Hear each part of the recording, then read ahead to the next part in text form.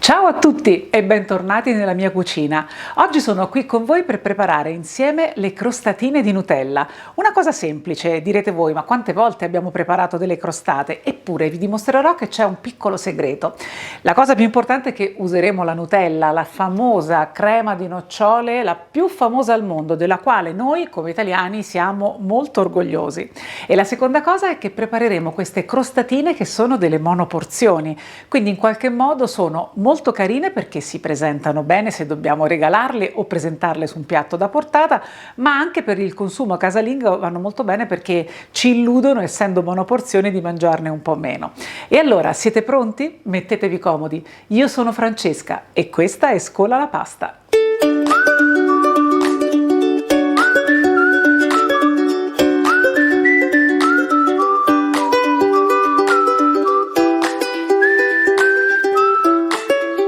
Quando parliamo di Nutella parliamo sicuramente di comfort food prima di tutto, ma parliamo anche di gioia, già perché quante volte vi sarà capitato di sentir dire dai vostri figli: mamma, mi compri la Nutella? Oppure spalmiamo la Nutella sul pane, che è la cosa più semplice al mondo che esista. E quindi anche il Nutella Party, quante volte ci sarà capitato? Siamo tutti cresciuti con questo meraviglioso prodotto. Poi in genere si dice che è per i bambini, ma non è vero, è anche per noi grandi. E allora andiamo insieme a vedere gli ingredienti per la nostra preparazione di oggi. Prepareremo innanzitutto gli ingredienti per la pasta frolla, perché le crostatine sono prevalentemente fatte con pasta frolla. Quindi avremo bisogno di uova, in questo caso sono un uovo intero e 2 tuorli, dello zucchero, del burro rigorosamente freddo a pezzetti che poi lavoreremo a temperatura ambiente e della farina e naturalmente l'ingrediente protagonista, che è la Nutella. Allora, cominciamo innanzitutto con lo zucchero e il burro. Diciamo che ci sono 2 modi di fare la pasta frolla. Una è quella di fare la fontana, tipica fontana con zucchero e farina, e poi mettere in mezzo burro e uova. In realtà, siccome io il burro l'ho tirato fuori un po' tardi dal frigorifero, vedrete che è un po' duretto, quindi preferisco iniziare sempre da burro e zucchero e fare questa lavorazione per ridurre il burro in crema.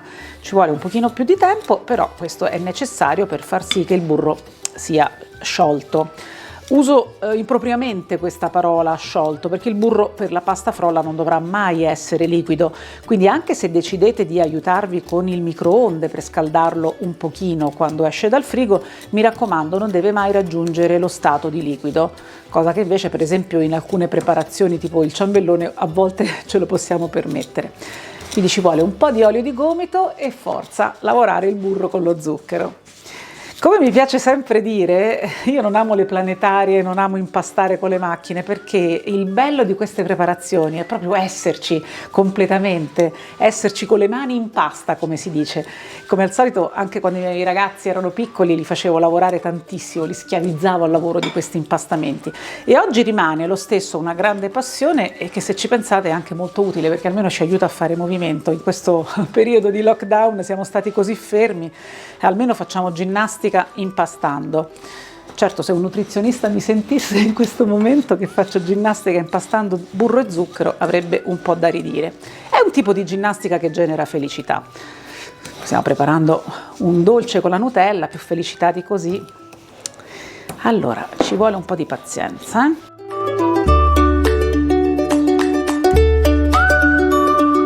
Adesso il burro si è un po' ammorbidito, non troppo, ma tanto poi quando lo andremo a lavorare continueremo a schiacciarlo bene con il movimento dell'impasto che faremo con le mani. Quindi procedo e vado giù con le uova.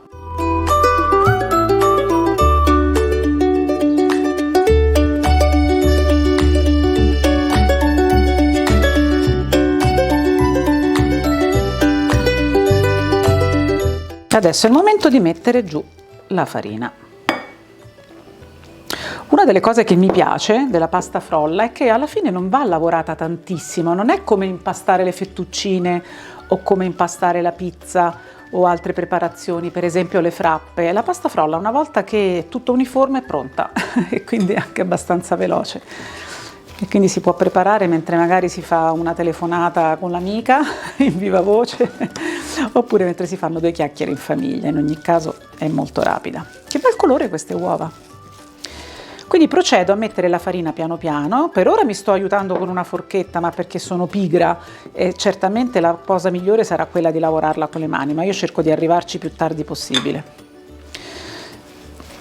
Mi ricordo un po' di tempo fa c'era una mia amica che non aveva mai cucinato, che volle dedicarsi a preparare una pasta frolla, e arrivata a questa fase in cui è tutta rotta così mi disse: non è venuto nulla, mi telefonò disperata, mi mandò il video di questa sua preparazione. Niente paura, se non l'avete mai preparata, niente paura, perché è bruttissima la preparazione, sembra che non si amalgami mai, sembra tutta frammentata, però vedrete che non appena, se rispettate queste dosi, non appena andremo a inserire tutti gli ingredienti e metteremo finalmente le mani in pasta, vedrete che diventerà tutta amalgamata perfettamente. Io procedo ancora un po', comincio a liberare il tavolo,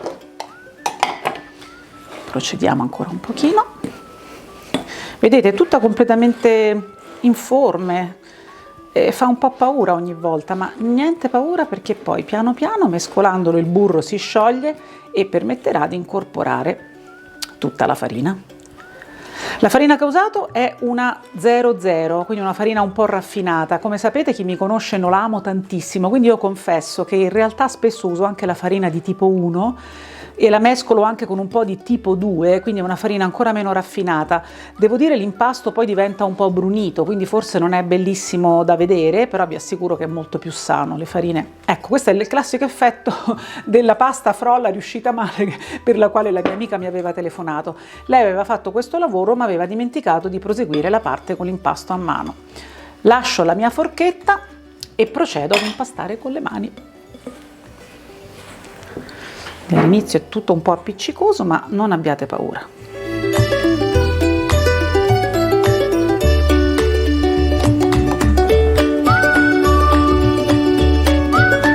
Vedete che piano piano la farina si comincia ad incorporare. Questa è una preparazione base della pasta frolla. Questa la potremmo usare per tante cose, non soltanto per le crostatine, ma anche per la crostata classica. Io non amo molto la pasta frolla per la crostata con il lievito, che fa una torta interessante, ma sicuramente non ha niente a che vedere con la pasta base, la pasta della crostata, che non deve avere il lievito, quindi viene un pochino più croccante ed anche un po' più bassa. Poi qui ci sono, come al solito, milioni di teorie. Noi italiani siamo bravissimi, un po' come la matriciana, no? Che crea sempre serata con gli amici: ma tu come la fai? Ci metti la cipolla, ma la cipolla non ci va, non usi il guanciale, usi la pancetta. La stessa cosa accade sulla crostata, quindi ci sono tantissime teorie e a chi piace in un modo, a chi in un'altra, diciamo che crea sempre argomento di discussione, come molti piatti italiani, siamo fatti così. Allora, se mi inquadri, faccio vedere che senza fare grandi movimenti, mentre chiacchiero, quindi non mi sono neanche concentrata troppo, l'impasto sta venendo molto bene perché è morbidissimo. Vedete quanto è bello? Abbiamo assorbito praticamente tutta la farina. E quindi a questo punto non la dobbiamo lavorare. Io non la lavoro mai. La rendo semplicemente un pochino più compatta e la lascio a riposare per un'oretta. Ci vediamo tra poco. Trascorsa un'oretta circa, abbiamo fatto riposare la nostra pasta un po' coperta e siamo pronti per andarla a stendere, perché stendendola dovremo fare delle formine da mettere in questa teglia. Mettiamoci al lavoro. Allora, come procediamo? Metteremo una parte dell'impasto che tagliamo con questa bellissima tagliapasta che mi è stata regalata da poco e stenderemo l'impasto aiutandoci con una carta forno per evitare di utilizzare troppa farina, che andrebbe a seccare troppo la pasta effettivamente. Con l'aiuto di un mattarello andrò a stendere la pasta di uno spessore di circa 2-3 mm. Comunque adesso vi farò vedere a occhio a cosa corrisponde.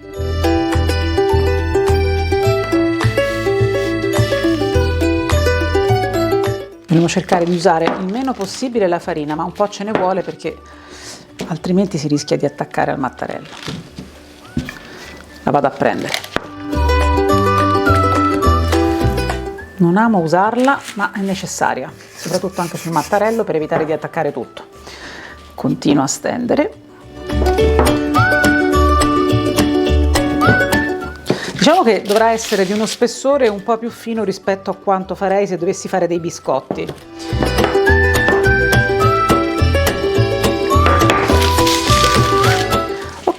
Riuscite a vedere lo spessore? Deve essere questo più o meno. Bene, adesso schiaccio ancora un altro pochino, che non avevo visto che c'erano delle onde. Ecco, con un colpo un po' più forte, perfetto. Adesso noi avremo bisogno di 2 bicchieri. Se non avete delle formine particolari, l'importante è che abbiano un diametro diverso. Io sono stata un po' a cercare perché non trovavo i bicchieri che uso solitamente, quindi sono stata a cercare 2 diametri diversi che fossero compatibili con le nostre formine, quindi dovremo averne uno un po' più largo, che sarà la base, e uno un po' più stretto per fare il tappo. Procediamo, iniziamo dal sotto, procedo a fare le formine.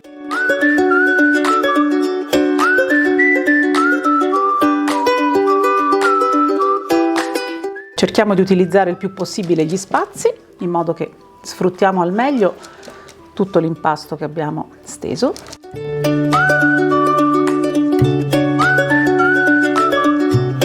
Perfetto, abbiamo fatto le prime. E adesso dobbiamo però occuparci della teglia. Prima di procedere a mettere i dischetti nella teglia, dovrò ungerli con un pochino di burro. Procedo.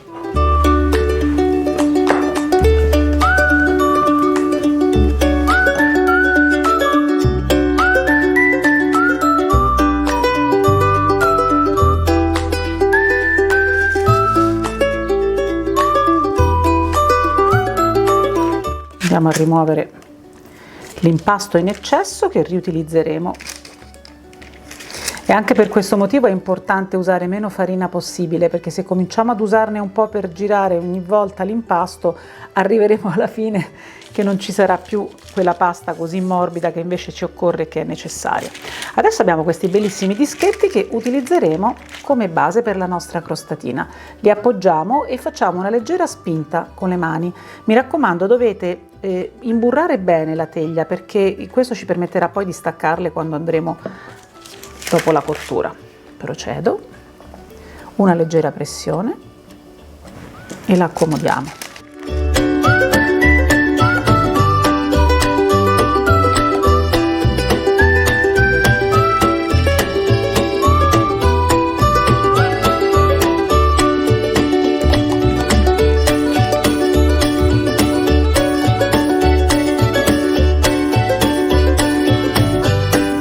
Bene, allora la prima metà dell'impasto l'abbiamo utilizzata per fare la base delle crostatine. Adesso andiamo a preparare invece la copertura. Una cosa importante, ve l'avevo promesso, c'è un piccolo segreto. Allora, normalmente le crostatine che noi troviamo in commercio, oppure quelle che normalmente siamo abituati a fare, sono delle crostatine aperte. Allora, quando si tratta di marmellata vengono benissimo, quando si tratta di crema o di ricotta ancora meglio, ma quando si tratta di Nutella no. Rigorosamente no. Per me a casa mia la crostata di Nutella deve essere coperta. Questo fa sì che la Nutella non si secchi troppo, si mantenga un po' morbida e sia davvero straordinaria. Ecco perché mi piace tantissimo fare questa soluzione dove metteremo una copertura. Allora, io sto stendendo l'impasto che dovrà essere utilizzato per fare della copertura con la formina. Qui possiamo anche lasciarci andare ad un impasto un po' più sottile, perché tanto non c'è bisogno di contenere nulla, bisogna soltanto coprire.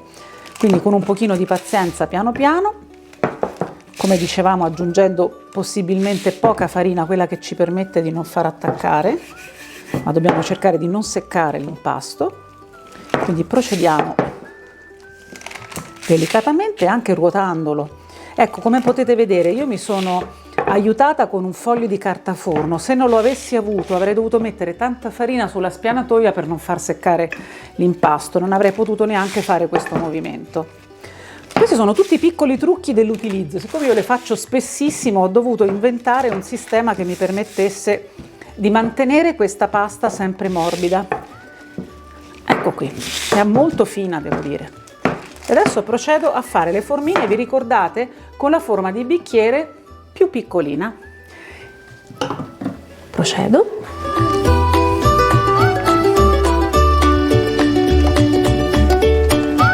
Con questa dose di impasto, che è la dose che io utilizzo anche per fare una crostata, riesco a fare 9-10 crostatine, quindi anche se la teglia contiene più buche, questo riesco a fare. Ok, allora le nostre formine sono pronte.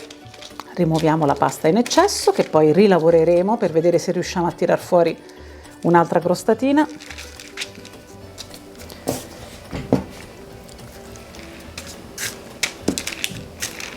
E voilà! Ed ora siamo pronti per andare a farcire le nostre crostatine con la Nutella. Momento più bello! Prendo un cucchiaio. Ho preso il cucchiaio, ma la Nutella è durissima. Guardate, avevo fatto la spesa e l'avevo lasciata nella macchina, quindi è praticamente inutilizzabile. Se mi aspettate qualche istante, io farò in modo di farla scaldare a bagnomaria, che è uno dei metodi che si utilizza tipicamente in pasticceria. A tra poco! Bene, la Nutella è ora molto morbida, quindi è lavorabile, e vi lascio immaginare che si sente già un odore meraviglioso. È proprio l'odore di Nutella che crea l'atmosfera giusta. È un antidepressivo, si sa, la cioccolata lo è sempre, ma la Nutella lo è ancora di più. Se volete fare felici i vostri ragazzi in questo periodo così difficile e così buio, ma anche gli adulti che ci sono in casa saranno super felici. Bando alle ciance, andiamo a farcire le nostre crostatine mettendo all'interno un po' di ripieno. Voilà.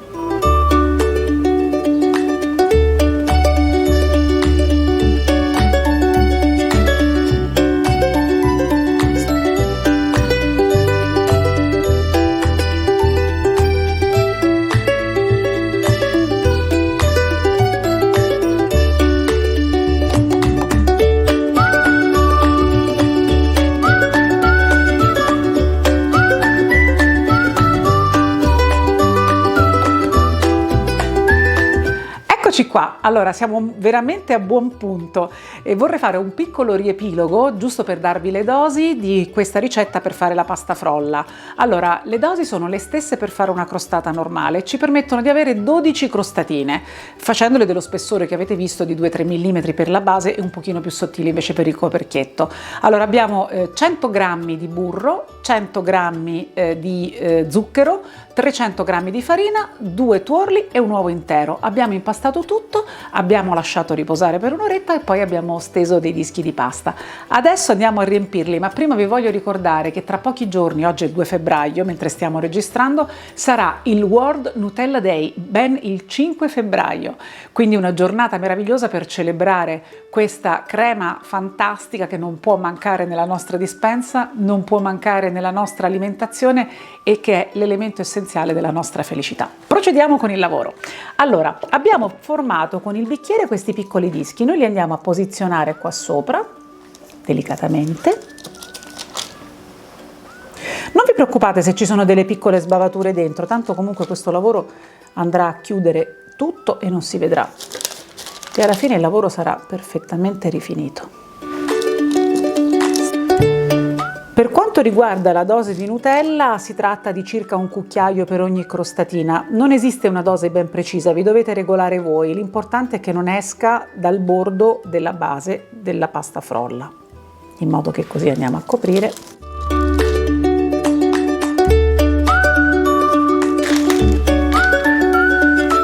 E voilà! Adesso con l'aiuto di una forchetta vado a schiacciare un pochino i bordi facendo una leggera pressione con lo scopo di schiacciare bene il coperchietto superiore sulla base, ma anche di dare una piccola decorazione. La decorazione con la forchetta è un po' antica, mi ricorda proprio il modo di fare la crostata della mia mamma. Sulla parte finale si faceva questo passaggio con la forchetta.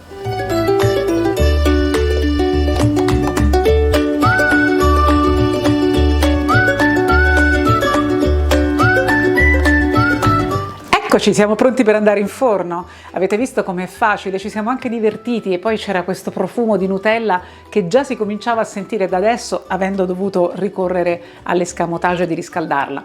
Intanto che le crostatine cuociono, approfittatene, se non l'avete ancora già fatto, ad iscrivervi al nostro canale cliccando sul tasto in basso con scritto iscriviti e cliccando anche sulla campanella in modo che non perderete nemmeno uno dei nostri video. Naturalmente, se questo video vi sarà piaciuto, il vostro mi piace sarà davvero molto gradito. Andiamo nel forno. Il forno dovrà essere preriscaldato a 160 gradi e lasceremo le nostre crostatine per circa 35-40 minuti. A tra poco!